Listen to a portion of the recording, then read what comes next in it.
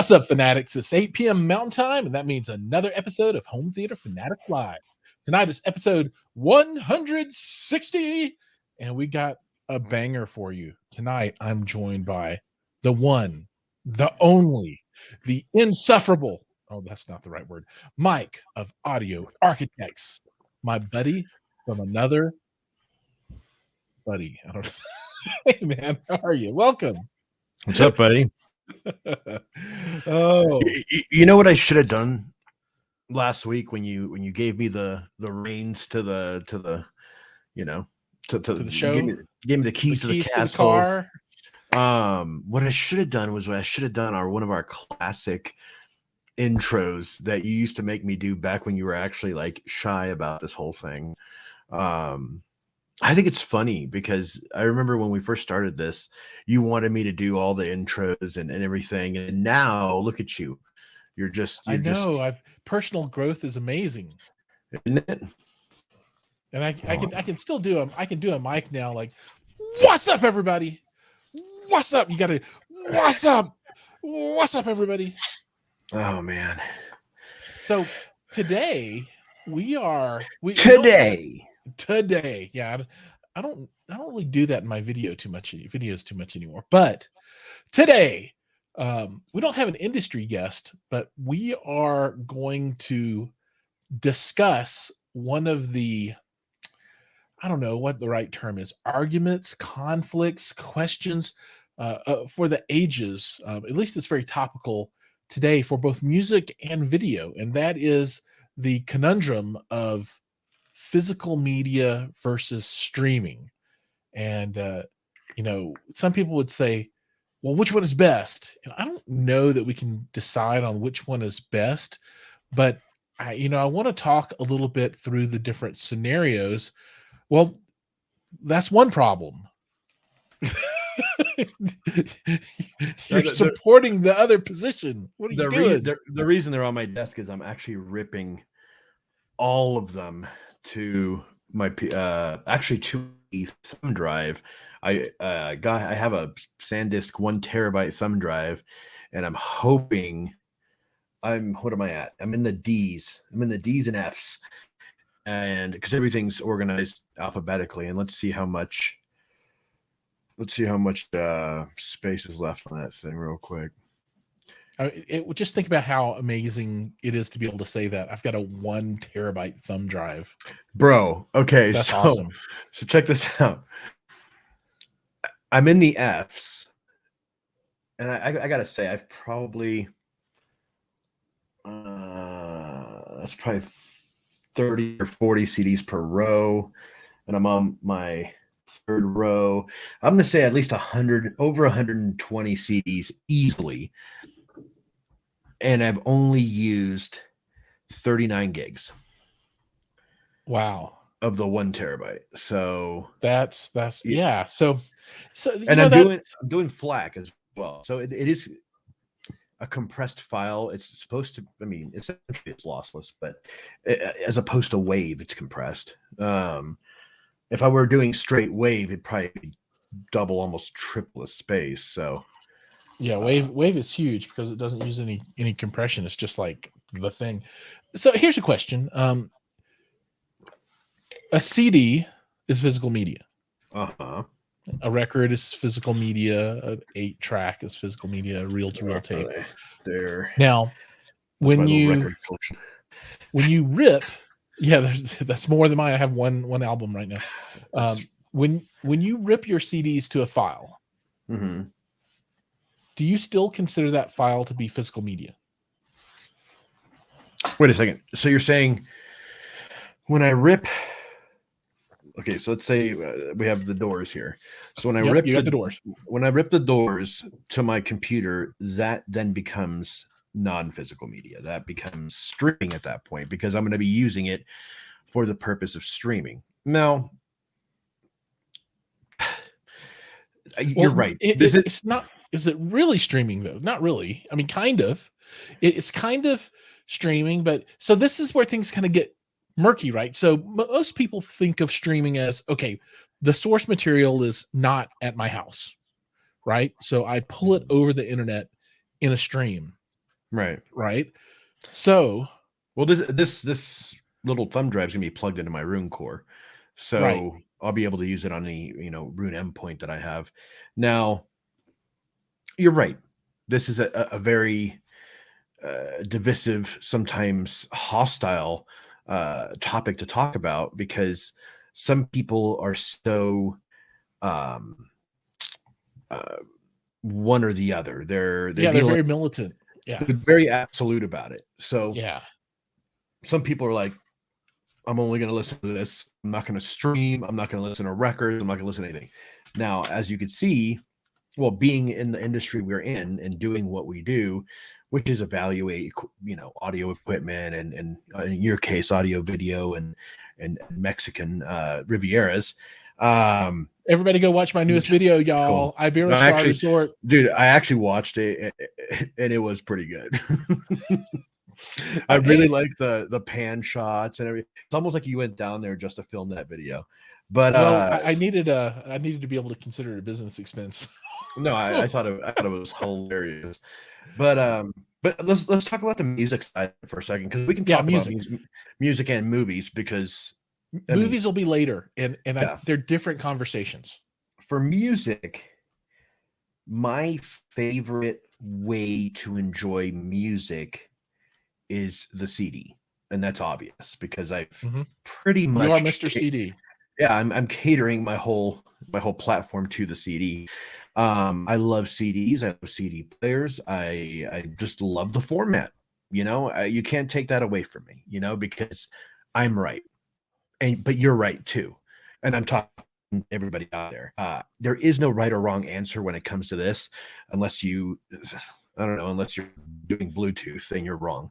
But Yeah, um, I think you can do this stuff in kind of a wrong way, but if you do yeah. stuff the right way, then yeah, I mean, But well, because the guy earlier today on one of my CD videos, he commented, "Oh, I've used cassettes since the '80s, and when CDs came along, and those whatever, I still use cassettes because I think they're the best."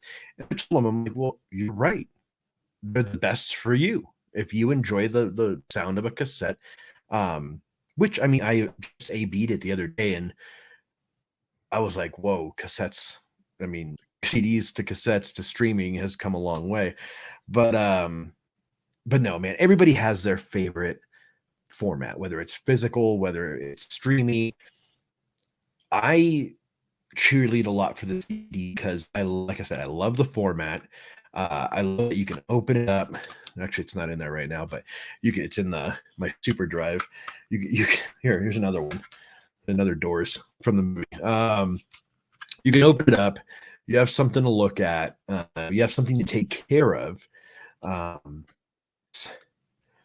for me, it's better than records because I think it sounds better than records because it's more perfect in a way. Records have their sound, and people love it, and I think obviously I own records. I like records. I have a record turntable. I enjoy the format. I think it's for someone who isn't for someone who's lazy like me, it's not the best format because I want to have to go over there, sure. flip the thing over, and do it all over again. It's kind of crazy. But oh, to answer, can you pull up my mail's comment real quick? Absolutely. Hey, my mail, what's up, buddy? My mail and I actually have been in contact. I need to respond to his last email. I haven't forgotten. I am formulating a really good email for you. But exact audio copy is what I use to rip my CDs, and I have a video on how to do it, but there's better ones out there. I'll admit that are more step by step. And I'll actually link that guy's stuff in that video. But exact audio copy is actually really really good. It pulls up all the metadata. I paid like $7 or something, and it has metadata. It gets album art. It has all the information on the CD. You can rip wave uncompressed. You can rip FLAC. You can rip MP3. Whatever your poison is, and it's a great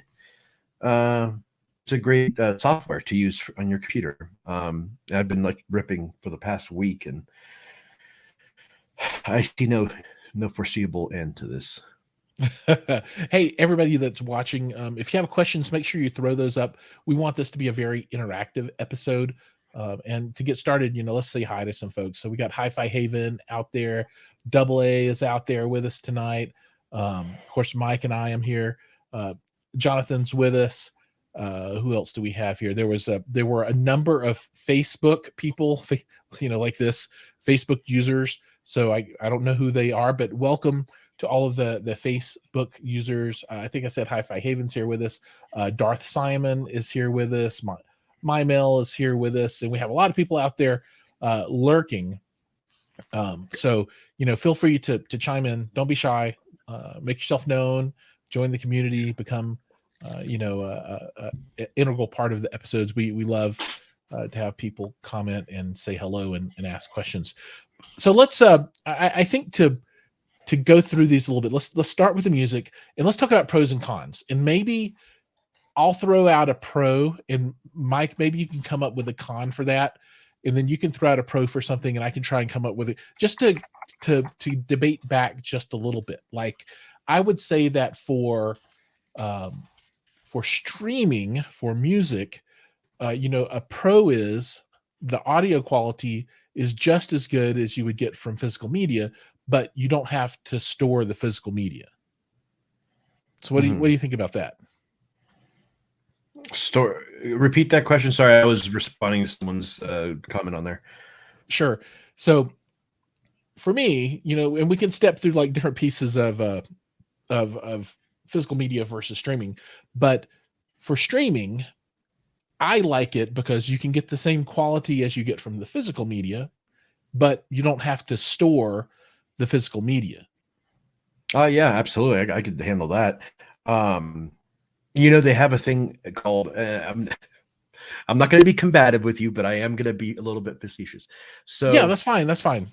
They have something called Audible, and they also have something called a Kindle, and you can literally read every single one of those books behind you right there on that one device. So why do you have all those books when you can compress it into a Kindle or listen to it on your headphones? Because it makes me appear to be very intelligent. This makes me happy. So just humor me for a second. It's the same concept. It's a thing to collect at this point in time, because obviously quality wise and convenience, sure. I mean, it's all about streaming, right? Streaming is the way to go if you're looking for convenience, for storage purposes, right? You don't want to, because obviously I use half my bookshelf over there for storing my CDs and stuff like that. I use almost 1.5 cubby holes for my records, because I don't buy those for $40 a piece. Come on. So yeah, man, like you're right. It's convenience thing, really, and the quality's there.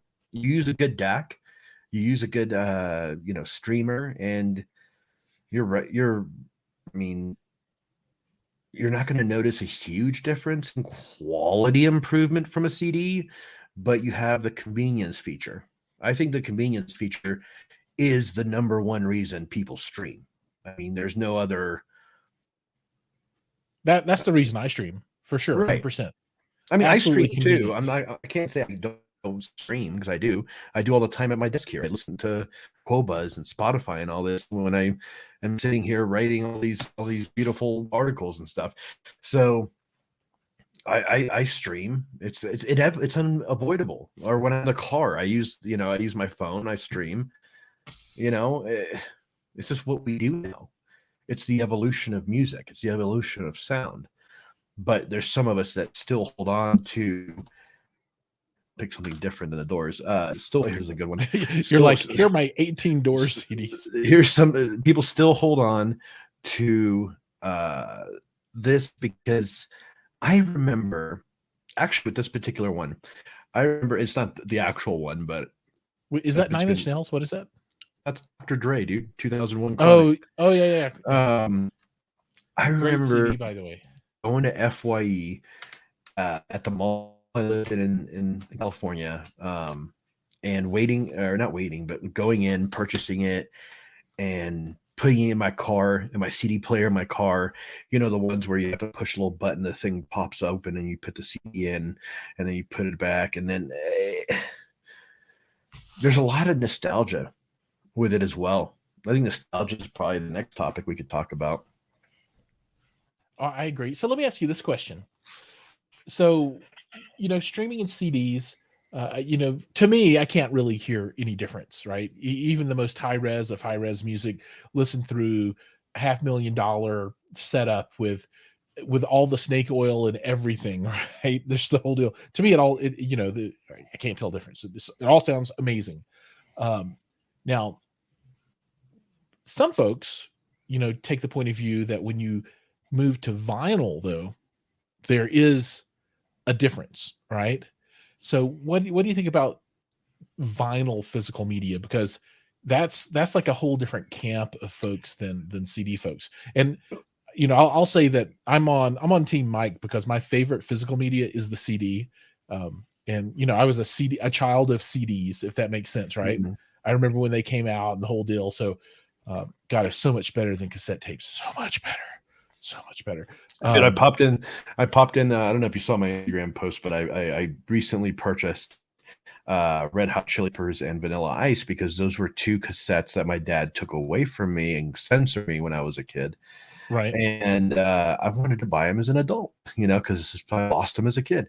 So I recently found a really nice cassette deck at the Goodwill or the Arc thrift store, and I plugged it into the amp, or to the Evo 150, fired it up,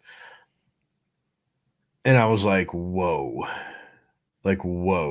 First of all, what noisy garbage, like Right.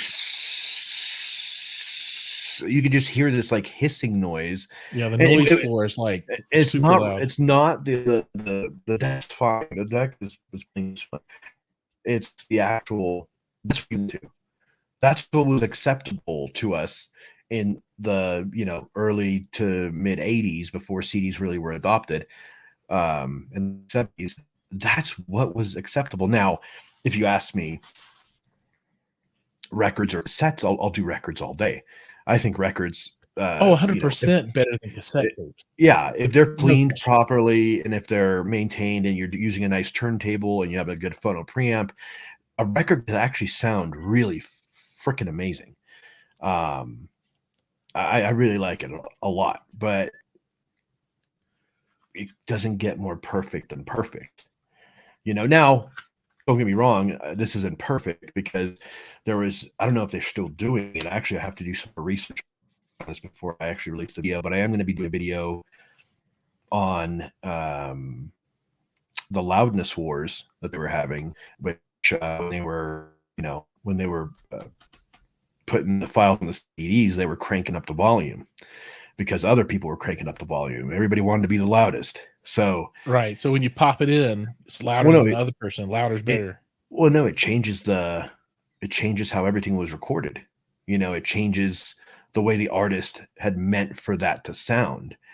And Sure. it's not natural. So that's something I do want to look into, because if they're still doing that, that's gonna make me not so happy. But what's going on in the comments, dude? Everything.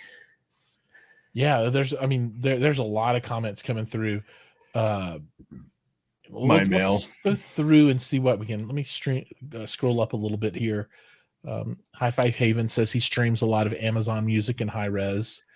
Darth Simon, what's that? High Five Haven's got himself a Luxman DAC. He's dropping some chunk of change there. He's got the good stuff.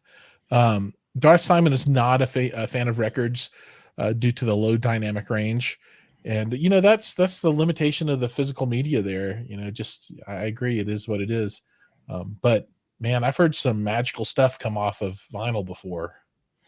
To answer Darth Simon's question, I use a Denafrips Aries 2, and I also have a Cambridge DAC Magic 200M. But I'm looking into possibly expanding my horizons and going a little bit more high end with the DAC situation. But oh, and on my desktop, I use the iFi Zen 1 signature, which is their newest iteration of their desktop DAC. Which I like the sound of it. It sounds just fine to me. I think I just did a video on it. I hope more people would watch it because it's really doing ass right now. But everybody go watch it. Mike's link is in the notes below, so make sure you go like and subscribe and watch all the videos and put his playlists on rotation. And to also answer Darth Simon's last one, ever listen to Chord? I have heard the Chord Cutest. I think it's a phenomenal DAC. I really would like to experience that more one-on-one. Hopefully I can, strike up a conversation. I have already struck up a conversation with Chord. However, we haven't come to an agreement yet, but yeah, that's another whole video, man. Different DACs and what is the value in that, and what do you get for the money, and what's the sound difference. That's like that's why I like CD big players, discussion. bro. That's why I like CD players, because with CD players and streamers alike, but for some reason I find it more relevant with CD players. When you use a CD player as a transport, I think every CD player has their own sound signature depending on how it's engineered and everything.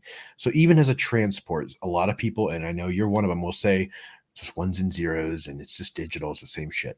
But to me, it's not. I can hear slight differences. And I can't hear any difference. I wish when I could. when you use different DACs, you kind of develop, you kind of try between all the DACs, you kind of find what suits you best. What sounds like Darth Simon just said, the music sounds like velvet. That's what you really are looking for, that velvety, beautiful, warm sound, that you usually have to like search high and low for. But yeah, man. Good stuff. So for folks that are into vinyl, how do you think the sound stacks up against CD sound?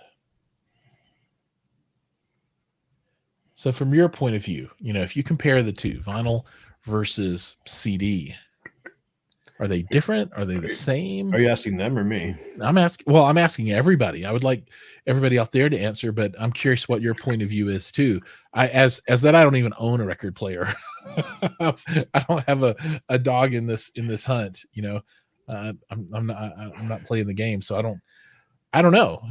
I've heard records before, but I've not really done critical 1v1 kind of listening. I've heard wonderful stuff off of vinyl before, and I've heard crappy stuff before. I think vinyl's just fine. I think depending on like the pressing, you got to think. Okay, you buy a vinyl today. Let's say you buy the Adele vinyl or the you're talking my language now. The new ABBA vinyl. That stuff's pressed from digital because everything's recorded in digital. Nobody, there's only a very few. I know they still exist. There's only very few that still actually record on tape. But God bless you people that record on tape, because that is an ancient way of doing things. Why would you want to record to tape if you wouldn't have to? Oh.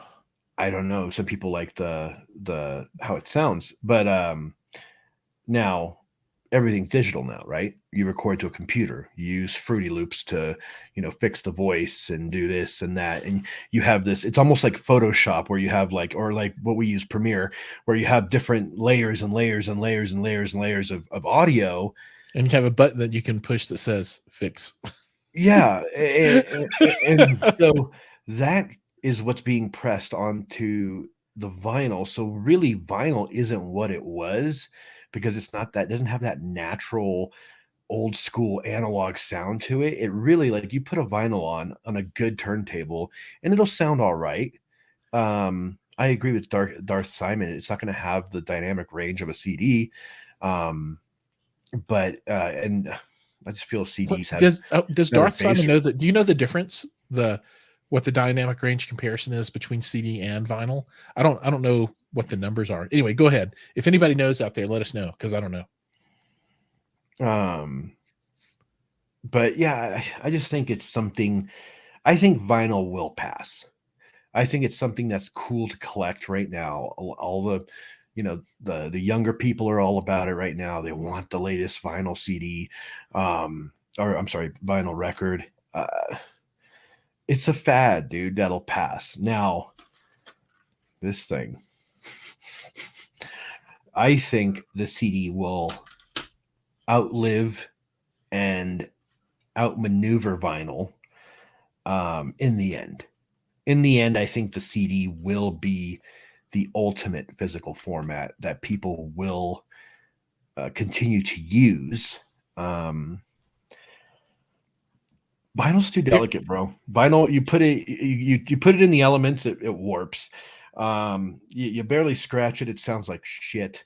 You use it on a turntable, it sucks, it's going to sound like shit. It's just a very flawed and very delicate platform. Now, can it sound good? Yeah, but can it sound fantastic, the best ever? No, I don't think so. So think about this. The CD is the last ever in history physical format for music. There will never be another beyond it. Physical format that they sell in stores. Well, currently, there was the mini disc for a short period of time. Moving forward, CD the will CD, be the CD. It is the last physical format. Yeah, and we need to ask that question when we start talking about video stuff here in just a few minutes. But that I think that's something for folks to ponder. I see no reason for there to be ever another physical media beyond CD, because we can stream everything. So why would any manufacturer want to go in and spend money to try and create a competing physical media format where they'd have to try and sell players into the marketplace and all that kind of stuff when there's not really going to be better sound quality? So that's my conjecture. I postulate the CD is the end of the line on physical media for music. I think it will be. I don't think it's going away. And if you guys, I don't think it's going away either. I agree with that too. If you guys watch a video I posted not too long ago about CDs, I go over a lot of ways that the CD can come back and how it should come back. Now, give me a second. I'm going to give you guys an example of what not to do. He's going to pull out a stack of CDs and say, don't buy these. Hold on. All right, so here we go. Joseph says CD is 16-bit. There's math. He thinks it's 96 decibels. 24-bit is more like 120 decibels. Let's see what else we got. Hi-Fi Haven loves his digital and still plays vinyl as a young man. Where's this at? We had another 100 to 110 decibels CDs for the dynamic range. And I think this is what many people would agree with. Vinyl sounds great, but it's a total pain in the butt. It is. It is. I like that. I totally like that. So this is something that they should do. Not shouldn't, but should. This is cool. This is Tchaikovsky's 1812. It's a hybrid SACD and CD, so you could play it on either player. And so it plays on SACD players and it plays on regular CD players. That's my favorite conductor, by the way. It's a Telarc.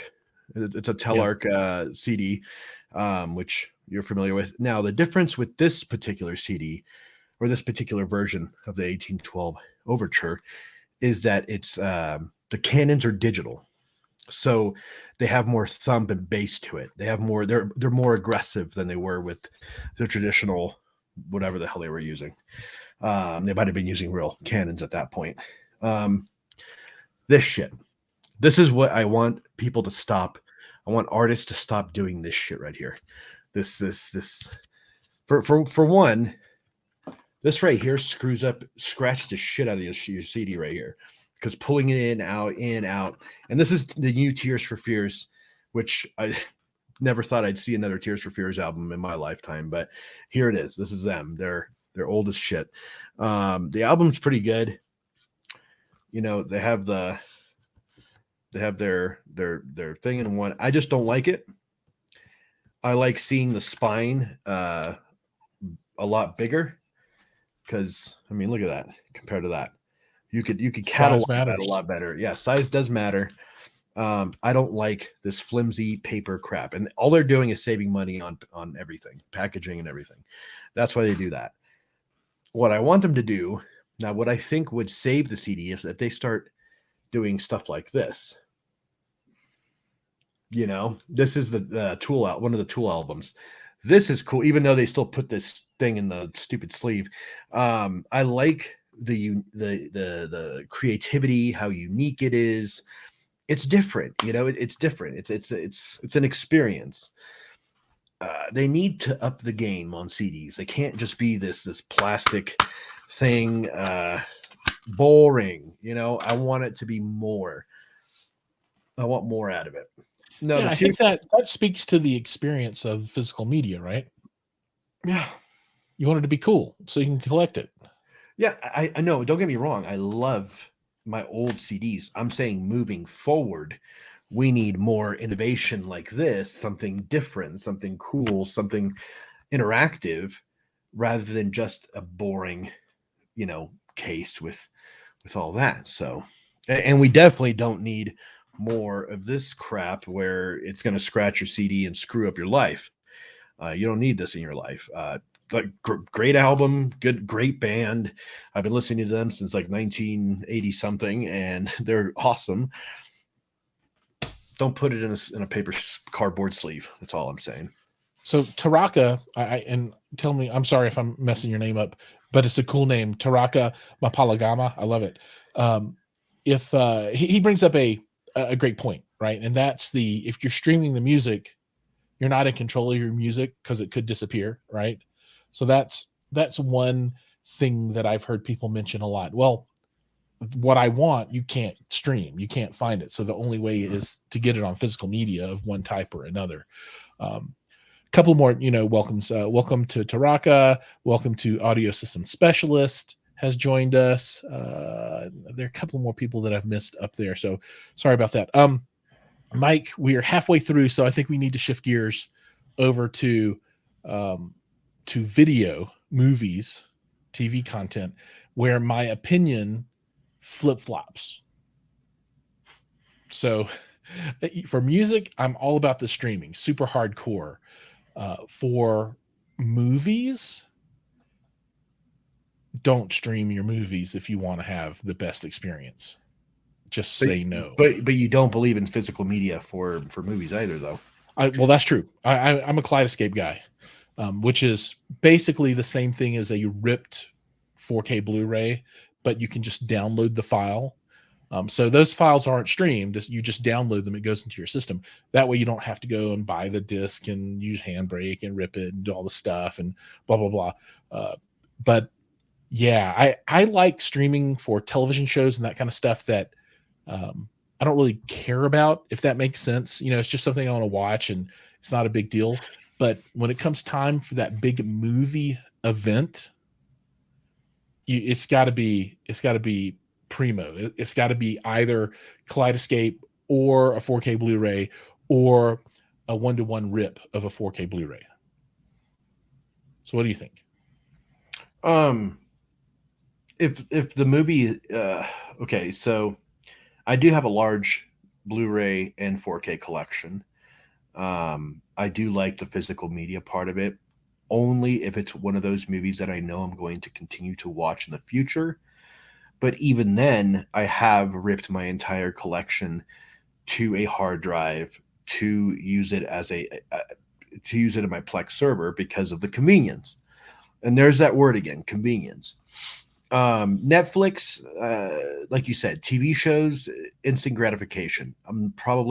There's only maybe 2 or 3 TV shows in the world that I would rewatch, which is probably Breaking Bad, Game of Thrones, and Heroes, which I own all 3 on physical media. So there's no reason, that's what it is. But like I said, it would have to be a property that I would want to watch on a somewhat regular basis for me to buy it on physical media. Like Dune, I bought it, the steel book and everything, the special edition, because I really enjoyed that movie and I wanted it more so as a collector's item as well as a platform to watch it through. However, if I see it on, HBO Max, I'm not really going to go through the trouble to put the 4K disc in and watch it that way, because it's just more convenient. Yeah, But the experience isn't necessarily bad when you stream this stuff.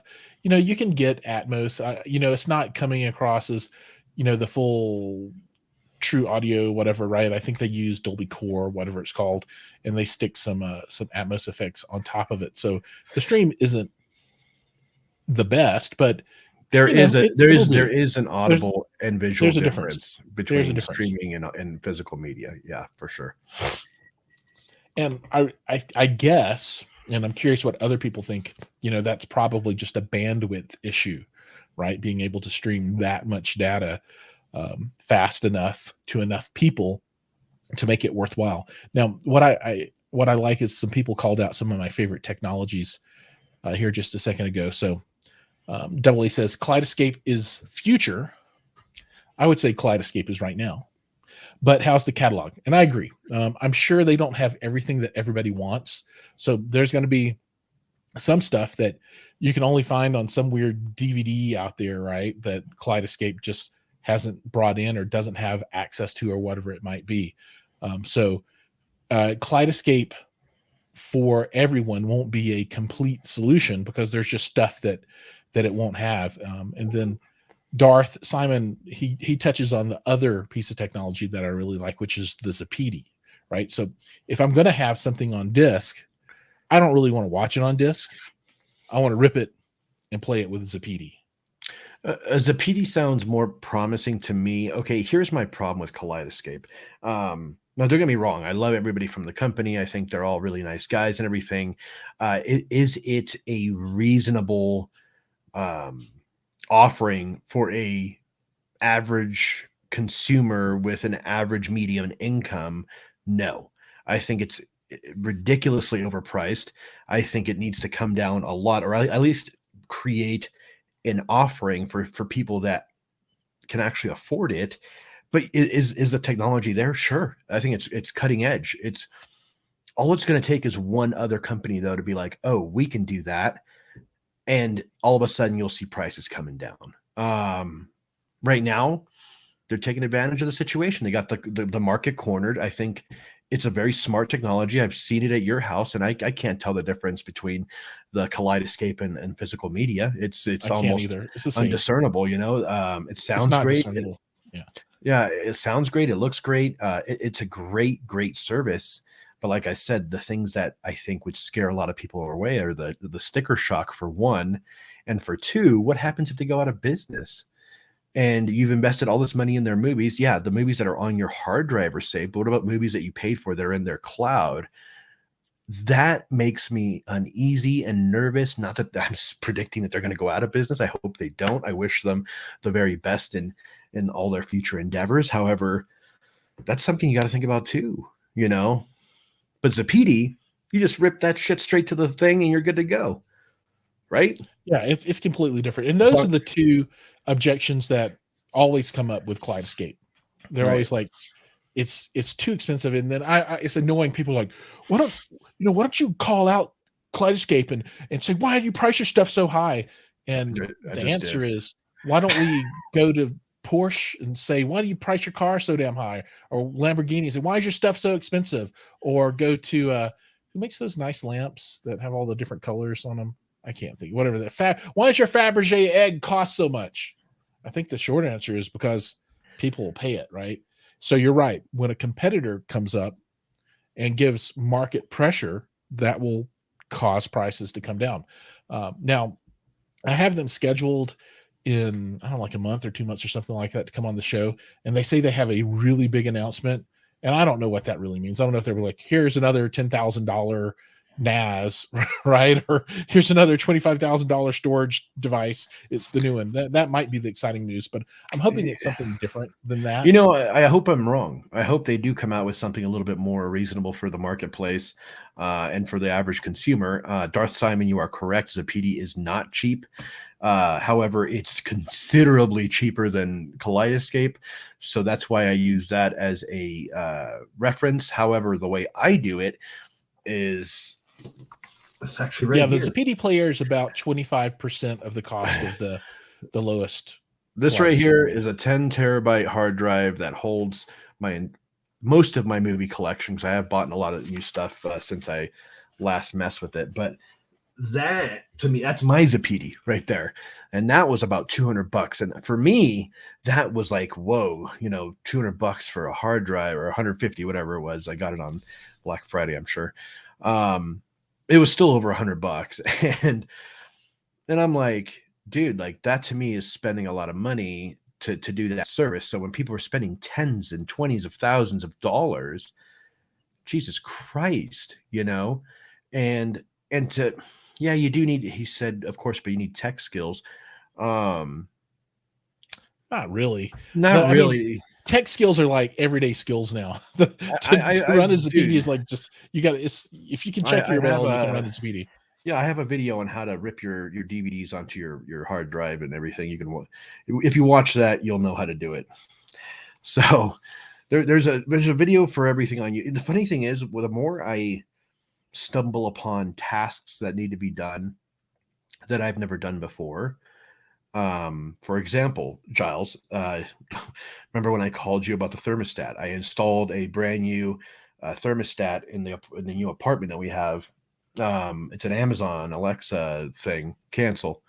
And I didn't know what I was doing, and it took Jiles and YouTube to because I didn't know what to do either. I'm all like, I don't know how to fix this. It took Jiles and YouTube to make me open up the furnace. I'm like, I've never opened a furnace before, you know. So YouTube has afforded us with the ability to do a lot of things we that may be out of our wheelhouse or comfort space, and it teaches us how to do these things that we normally wouldn't do. So when I don't want to say that people don't have tech skills, because everything can be learned. And I mean, unless someone's a real imbecile, I think that they can definitely learn from YouTube by just watching these tutorials. People have excellent tutorials on there, including Jiles and I. And this stuff isn't designed to be difficult. It's designed to be as easy as possible, right? That's the manufacturers want it to be easy as possible. You know, the complex stuff, they just sell through the channel, right? So you have to buy it from somebody who's going to install it for you. So that's, you know, complex stuff. That's how that gets pushed out. But Zapedi, man, it's easy. You just plug it in and you point it toward. You either stick a hard drive in it, you plug a hard drive into it with USB, or if you're more sophisticated, you use a NAS and then you point it with a network share toward a network share, and then you follow Mike's video on how to rip stuff. That's it. It does everything. It's auto-magical. It's really cool. Well, it would.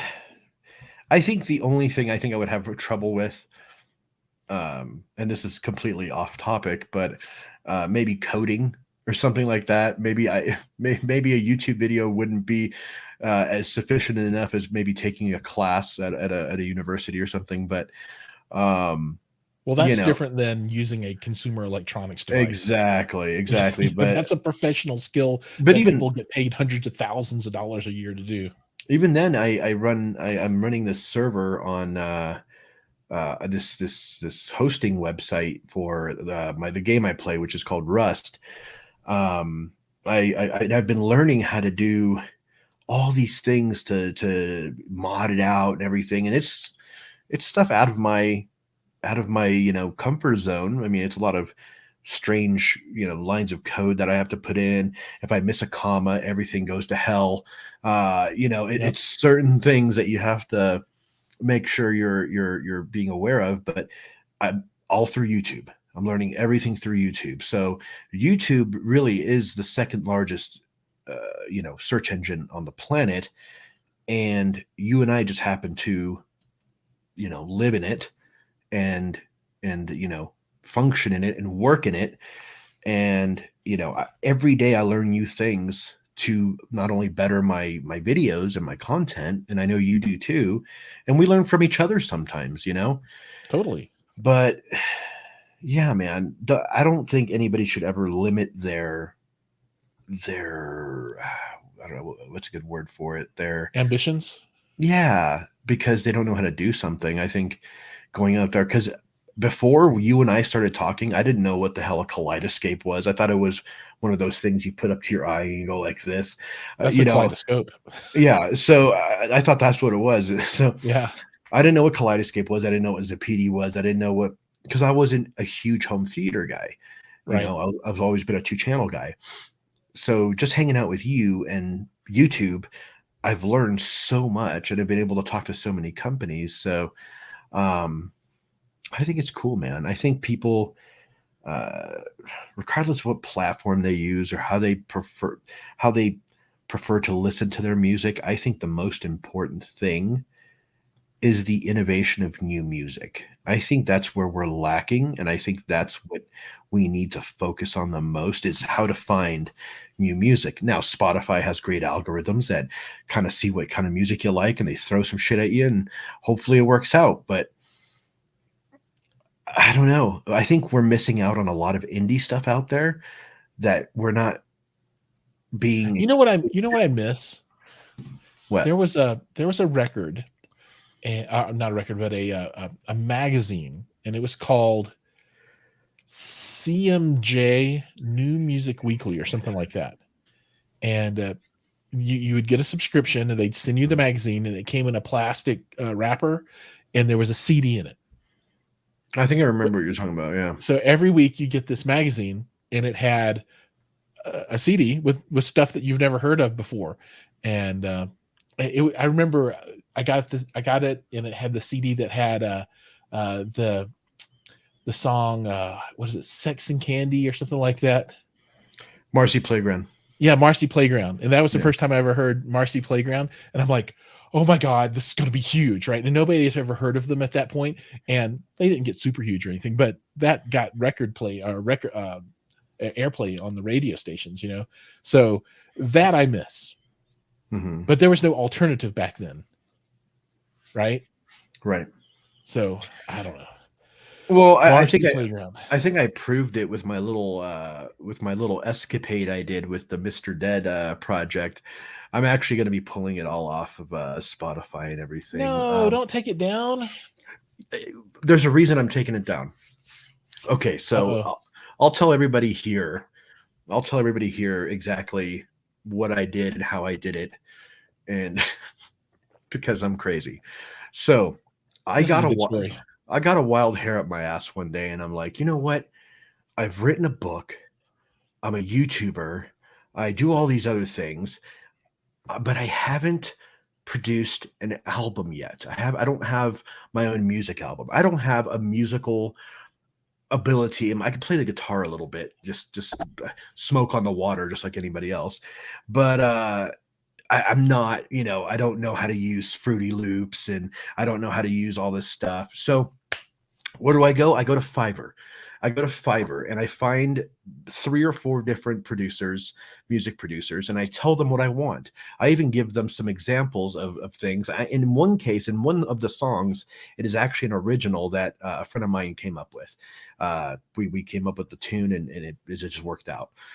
And a couple of them are covers. So came up with like 8 or 9 songs and made an album out of it, created a band name, went to cdbaby.com, ordered about 50 CDs for like $300. Unfortunately, I still have all of them. If you guys, at this point, I'm gonna start giving them away. And I put all the music, they spread all my music through Spotify, Qobuz, Tidal, 150 or 200 different places. So that's what I did. And it's been out there for about 6 months now, Jiles? Something like that. Yeah. Way before the flood. So so I did that. And You want to know how much money I've made off streaming thus far? In 6 months. Do I Six want to know? months. 6 months of it being out there. And it's collecting royalties from YouTube or anybody listening it, and it's on YouTube as well. So in 6 months, I've made $1.20. That's a lot of money.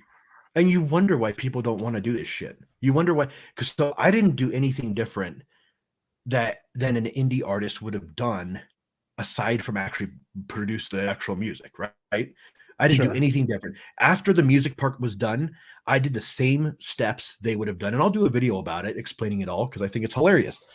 And it's not like I wanted to defraud anybody or wanted to posture as if I was making the music myself.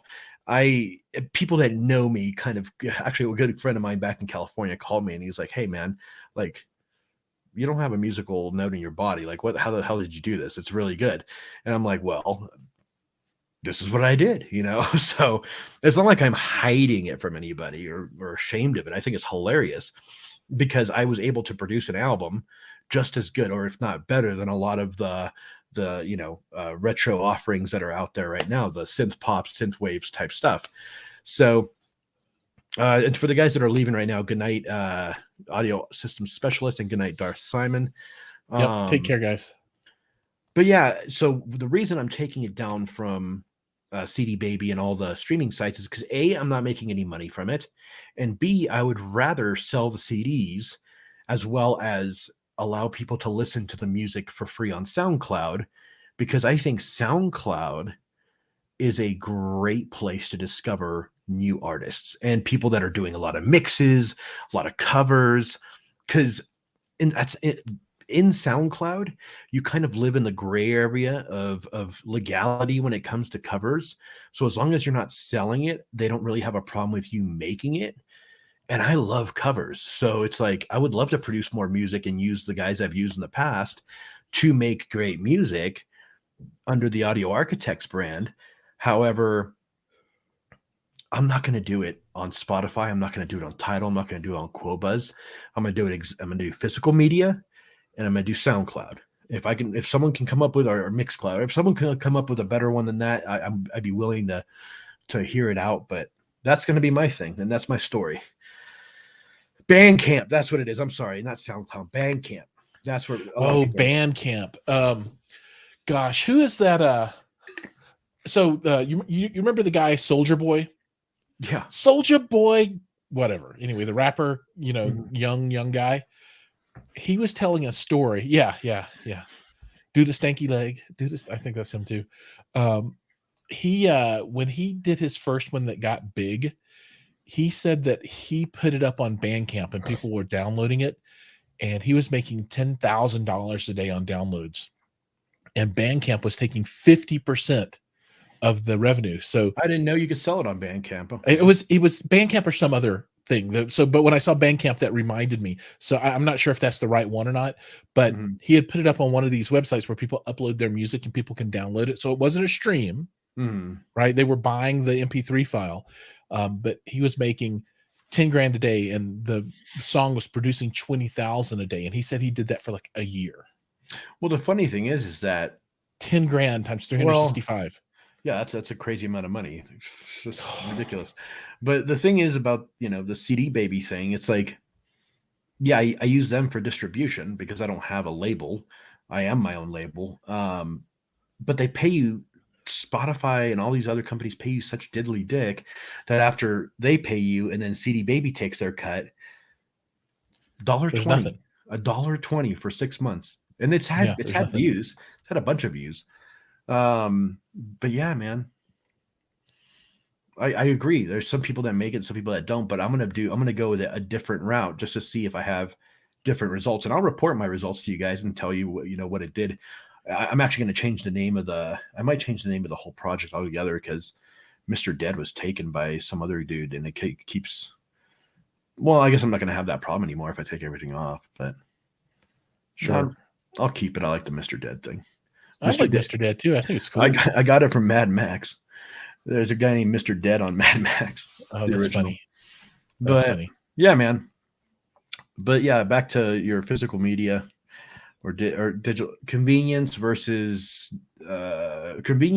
preference. Convenience versus nostalgia, convenience versus, because quality is about the same. Well, I think you have to cut this up into two different groups, right? So let's talk music first. So we're going to sum this up for everybody. So we're talking music first. Quality is about the same between CD and high-res stream. Some people will say that the high-res stream is better than CD, but I can't. Well, scientifically, I can't discern it. Scientifically, you're not meant to hear those types of frequencies. I can't tell any difference. I can't. Past it CD, all sounds the same. You can't tell. Yeah, but people say I agree with you on that. Honestly, like I've heard Qobuz streaming through a streamer onto my speakers, and I've heard a CD, and quality wise, I think they both sound great. They do sound well. I think with the CD, I got to turn it up a little bit more. I found myself doing that, but I don't think that's. But that has nothing to do with anything. Yeah, I think that's just like the system and the hardware and that kind of stuff, right? It's a little bit different. You need a little extra gain or something, but I don't think that. Yeah, I don't think that translates out into a difference in quality. So it boils down to convenience, dude. That's it. Yeah, convenience and the desire to collect and have things, and then on the flip side, if you own the physical media, it can't be taken away from you, right? You've got it. Somebody can't take it off the streaming thing. And then, vinyl is a whole different animal. And if you're into vinyl, it's not because of sound quality or this, that, or that. It's because you love vinyl, at least in my opinion. Some people will say, oh, it sounds better. I think people that like vinyl, they just like vinyl because they like vinyl. And there's nothing wrong with that. That's fine. There's people out there that rip their vinyl. Yeah, that's so weird. It creeps me out a little bit. Yeah, well, I can understand if they want to make it. If they want to make a copy of it to keep forever in case the vinyl's destroyed, okay, right? But like if some rare thing, dude, 100%, almost 99% of stuff you can get on CD as well, and that's on vinyl, unless it's like you said, unless it's something super rare, like that weird Nazi CD I found, or Nazi record I found at that store at the estate sale. I think that's hilarious. I think it's just hilarious that they had that there and it was available. But not that I like that sort of thing. But yeah, people ripping records just makes me wonder what else they do in their free time. Yeah, I mean, if you have an album and you rip it and listen to it, and there's a CD available, I think that's weird. What are you doing with your life? Yeah, just stream it or listen to the CD. If you got a record, if you got vinyl, dude, listen to the vinyl, right? That's the whole point of having vinyl. Now let's flip the switch. Let's go back over to video. Movie. Wait, real quick, just to address the Tharaka.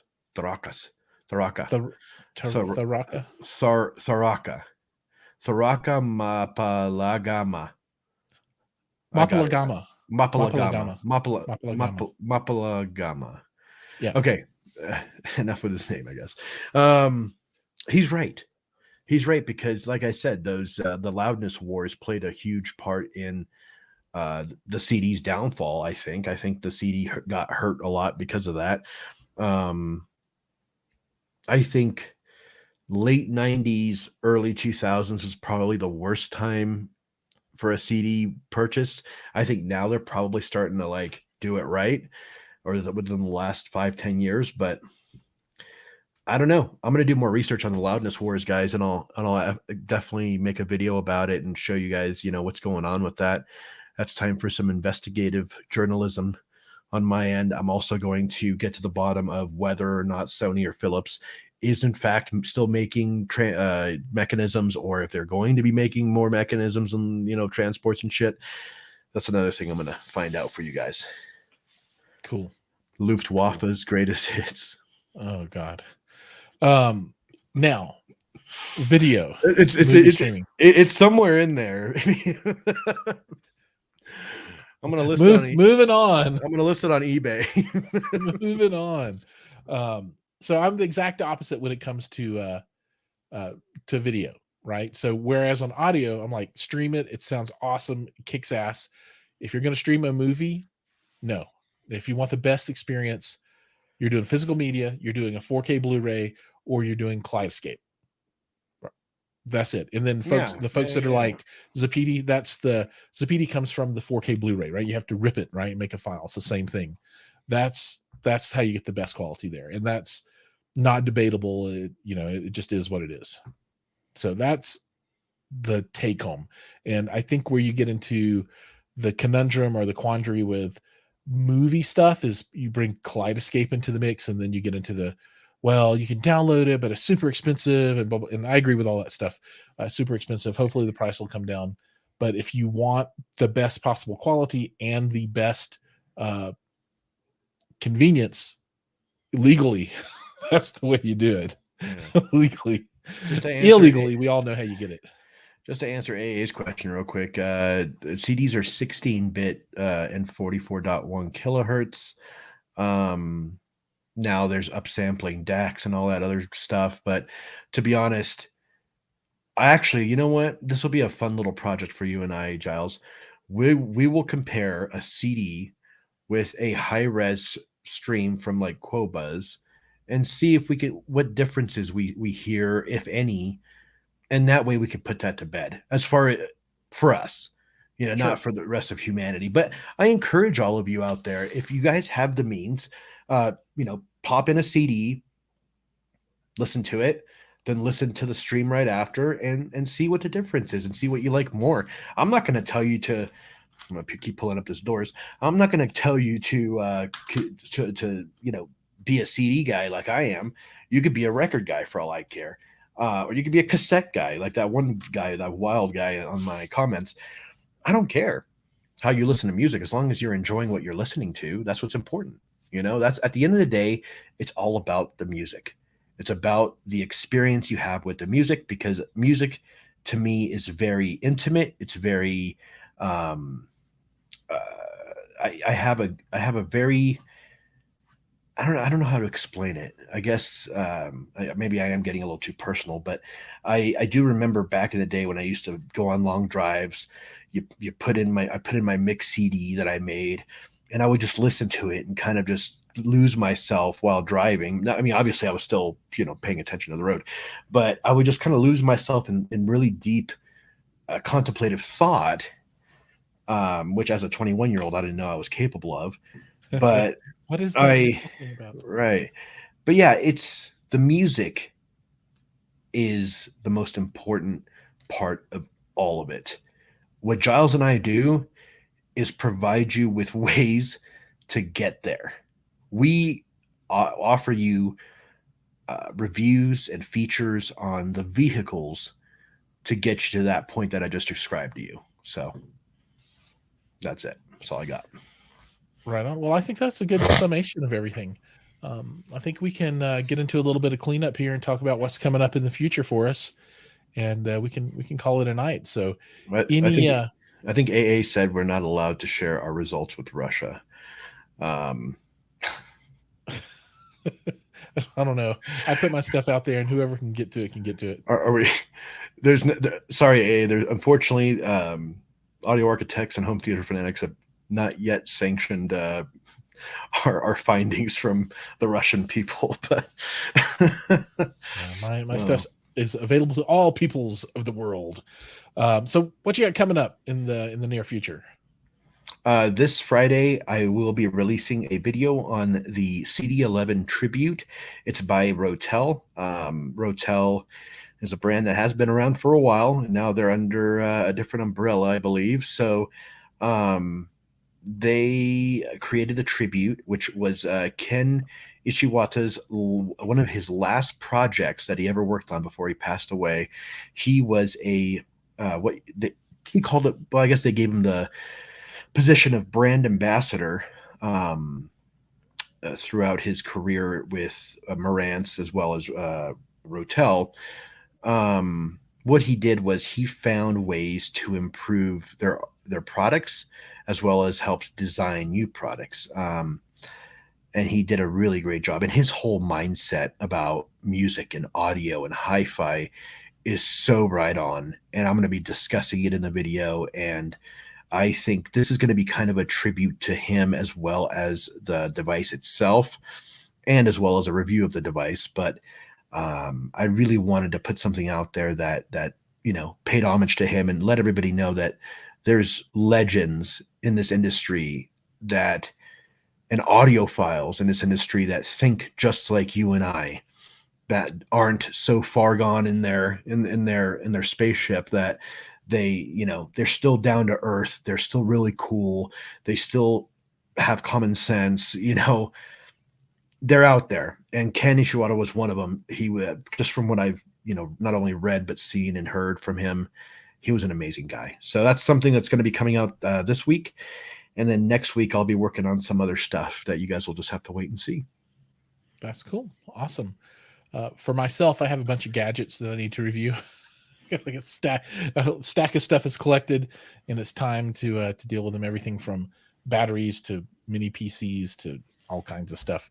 But I guess the big stuff is I'll be at Expona next month, so I'm really looking forward to that. If anybody is going to be there, let me know. We can catch up and say hi. But I will be providing some coverage from the show. I'll be mediating one panel discussion for the show there, and it'll be a good time. It'll be a good time. So I'm looking forward to that. I'm glad we can travel again and do shows again and all that kind of stuff. Yeah, I think that's it. So, well, everybody out there, thank you so much for watching. Thank you for all the new people that came on. That's really awesome. It was a great show tonight. Really good. Yeah. You guys can find me at Audio Architects. You spell it like this, Audio Architects. You can go to audioarchitects.com, which has links to all my stuff, or you can go directly to YouTube and just search for that, or you can go to the description below and Jiles will have my stuff down there. It's already down there. Should have your link to your YouTube there. And Jiles, thank you for having me on. It's always a pleasure. It was a pleasure last week to cover for you while you were vacationing on the coasts of the Rivieras. I really appreciate that. Thank you so much. You were vacationing like a Bond villain just from some of some videos you sent me. You're definitely a Bond villain. That's my goal in life. But no, I was really happy to see you have fun with your family and everything, and I'm glad you didn't get kidnapped and abducted by the cartels, and I'm glad you're back. And dude, it's always fun with you, man. I miss this stuff. I miss our old Hi-Fi Fanatic days. Maybe we should definitely consider reigniting that and having some fun with that.